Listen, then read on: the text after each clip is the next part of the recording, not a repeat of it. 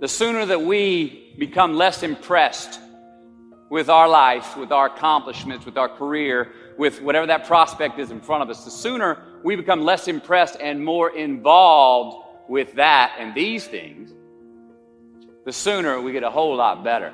Life's not easy. Life is not easy. It is not. Don't try to make it that way. Life's not fair. It never was. It isn't now, and it won't ever be. Do not fall into the trap, the entitlement trap, of feeling like you're a victim. You are not. Get over it and get on with it. And yes, most things are more rewarding when you break a sweat to get them. Give others and yourself more credit.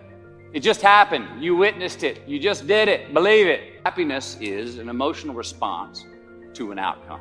If I win, I will be happy. If I don't, I won't. It's an if-then, cause and effect, quid pro quo standard that we cannot sustain because we immediately raise it every time we attain it. You see, happiness demands a certain outcome. It is result reliant. And I say if happiness is what you're after, then you're going to be let down frequently and you're going to be unhappy much of your time. Joy, though, joy is a different thing. It's something else. Joy is not a choice. It's not a response to some result. It's a constant. Joy is the feeling that we have from doing what we are fashioned to do, no matter the outcome. Joy is always in process.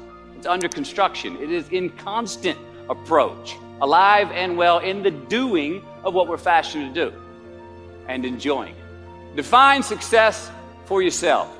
Money is king today. It's what makes the world go round. It is success. The more we have, the more successful we are, right? Now, I would argue that our cultural values have even been financialized. Humility is not in vogue anymore. It's too passive. It's a get rich quick on the internet, richest 15 minutes of fame world that we live in, and we see it every day. But we all want to succeed, right?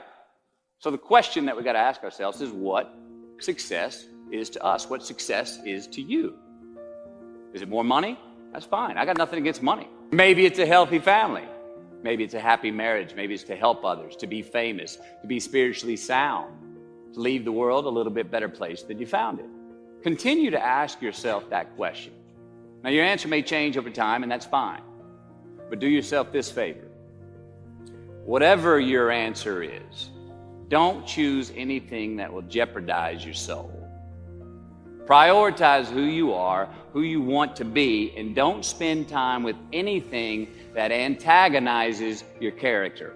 Don't drink the Kool-Aid, man. It tastes sweet, but you will get cavities tomorrow, all right? Life is not a popularity contest. Be brave, take the hill, but first answer that question, what's my hill? So, how do I define success? For me, myself. Well, for me, it's a measurement of 5 things. We got fatherhood. We got being a good husband. We got my health, mind, body, and spirit. We got career, and we got friendships. These are what's important to me in my life right now. So I try to measure these 5 things each day. I check in with them. I like to see whether or not I'm in the debit section or the credit section with each one. Am I in the red or am I in the black? And I know that if I don't take care of them, if I don't keep up maintenance on them, one of them is going to get weak, man.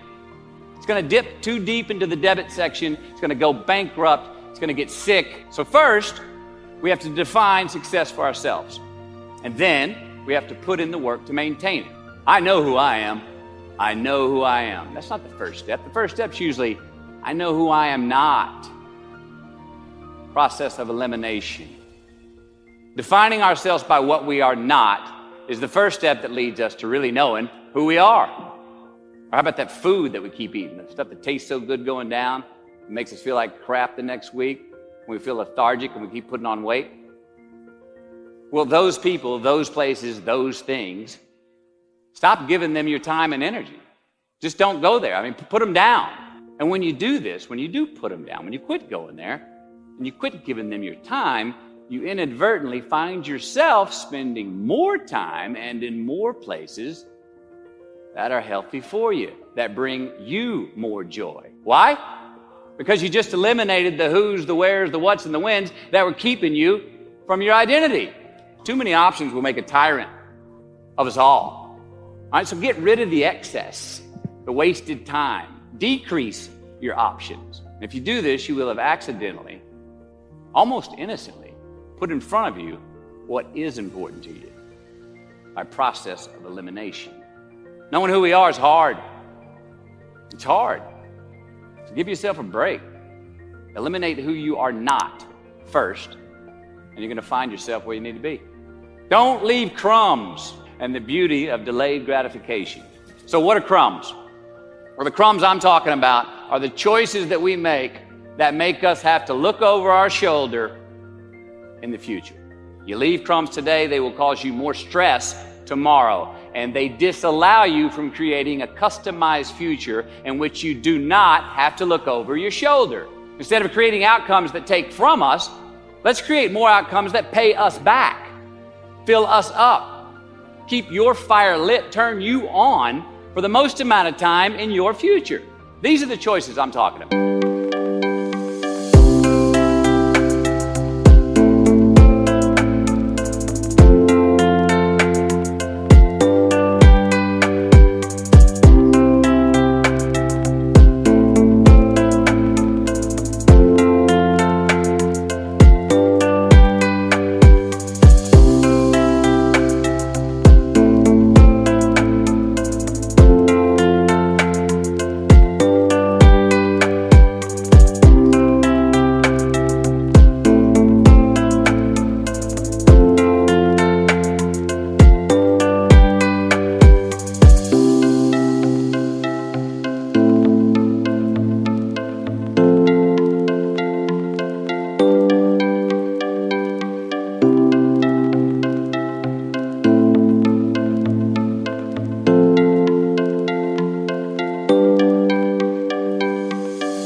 And this is the beauty of delayed gratification. All right, tee yourself up. Do yourself a favor. Make the choices, the purchases today that pay you back tomorrow. Dissect your successes in the reciprocity of gratitude. We so often focus on failure, don't we? When we study failure, we obsess with failure. We dissect failure and our failures. We dissect them so much we end up intoxicated with them to the point of disillusion. I mean, when do we write in our diary? Usually when we're depressed. What do we gossip about? Other people's flaws and limitations. And we can dissect ourselves into self-loathing if we're not careful. I find that most of the times our obsession with what is wrong just ends up breeding more wrong, more failure. And the easiest way to dissect success is through gratitude, giving thanks for that which we do have, for what is working, appreciating the simple things we sometimes take for granted.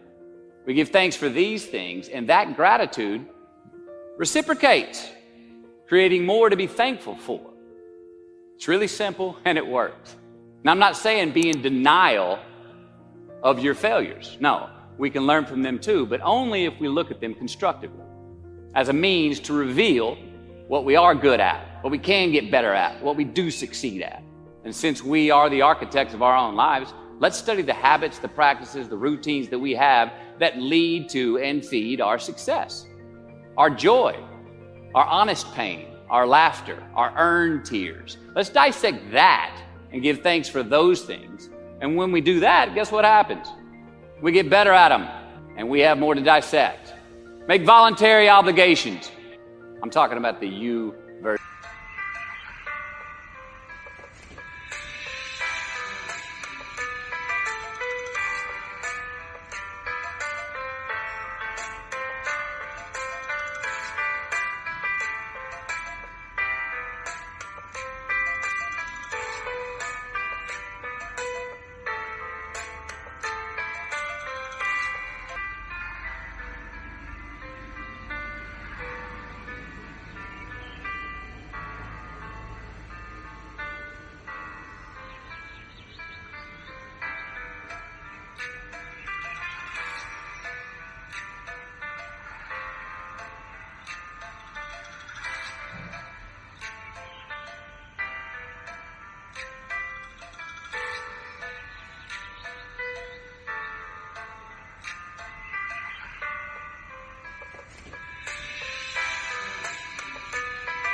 Versus you obligations.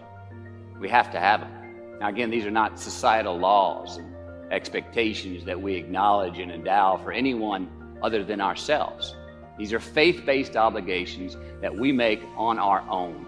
You will not be fined or put in jail if you do not gratify these obligations I speak of. No one else governs these but you. They are your secrets with yourself, your own private counsel, personal protocols. And while nobody throws you a party when you abide by them, no one's going to arrest you when you break them either, except yourself. It's on you. It's on you.